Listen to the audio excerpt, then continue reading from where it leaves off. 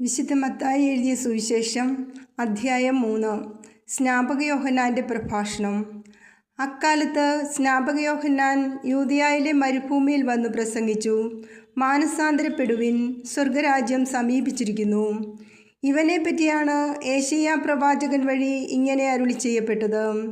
മരുഭൂമിയിൽ വിളിച്ചു പറയുന്നവൻ്റെ ശബ്ദം, കർത്താവിൻ്റെ വഴിയൊരുക്കുവിൻ, അവൻ്റെ പാതകൾ നേരെയാക്കുവിൻ. യോഹന്നാൻ ഒട്ടകരോമം കൊണ്ടുള്ള വസ്ത്രവും അരയിൽ തോൽവാറും ധരിച്ചിരുന്നു. വെട്ടുക്കിളിയും കാട്ടുതേനുമായിരുന്നു അവൻ്റെ ഭക്ഷണം. ജെറുസലേമിലും യൂദയ മുഴുവനിലും ജോർദാൻ്റെ പരിസര പ്രദേശങ്ങളിലും നിന്നുള്ള ജനം അവൻ്റെ അടുത്തെത്തി. അവർ പാപങ്ങൾ ഏറ്റുപറഞ്ഞ് ജോർദാൻ നദിയിൽ വച്ച് അവനിൽ നിന്ന് സ്നാനം സ്വീകരിച്ചു. അനേകം ഫരിസേയരും സദുക്കായരും സ്നാനമേൽക്കാൻ വരുന്നതുകൊണ്ട് യോഹന്നാൻ അവരോട് പറഞ്ഞു, അണലി സന്തതികളെ, ആസന്നമായ ക്രോധത്തിൽ നിന്ന് ഓടിയകലാൻ നിങ്ങൾക്ക് മുന്നറിയിപ്പ് നൽകിയത് ആരാണ്? മാനസാന്തരത്തിന് യോജിച്ച ഫലം പുറപ്പെടുവിക്കുവിൻ. ഞങ്ങൾക്ക് പിതാവായ അബ്രഹാമുണ്ട് എന്ന് പറഞ്ഞ് അഭിമാനിക്കേണ്ട.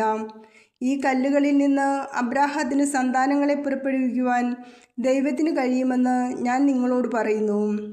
വൃക്ഷങ്ങളുടെ വേരിന് കോടാലി വച്ചു കഴിഞ്ഞു. നല്ല ഫലം കായ്ക്കാത്ത വൃക്ഷങ്ങളെല്ലാം വെട്ടി തീയിലെറിയും.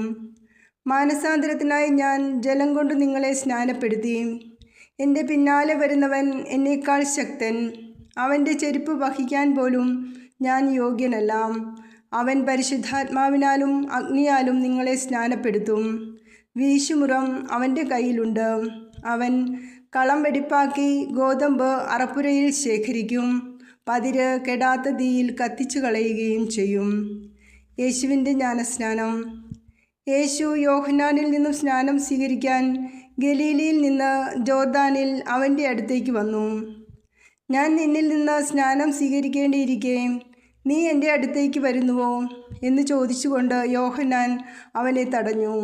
എന്നാൽ യേശു പറഞ്ഞു, ഇപ്പോൾ ഇത് സമ്മതിക്കുക.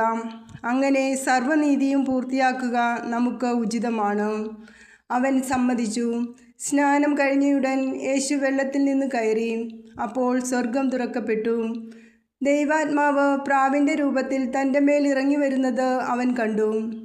ഇവൻ എൻ്റെ പ്രിയപുത്രൻ, ഇവനിൽ ഞാൻ പ്രസാദിച്ചിരിക്കുന്നു എന്ന് ഒരു സ്വരം സ്വർഗത്തിൽ നിന്ന് കേട്ടു.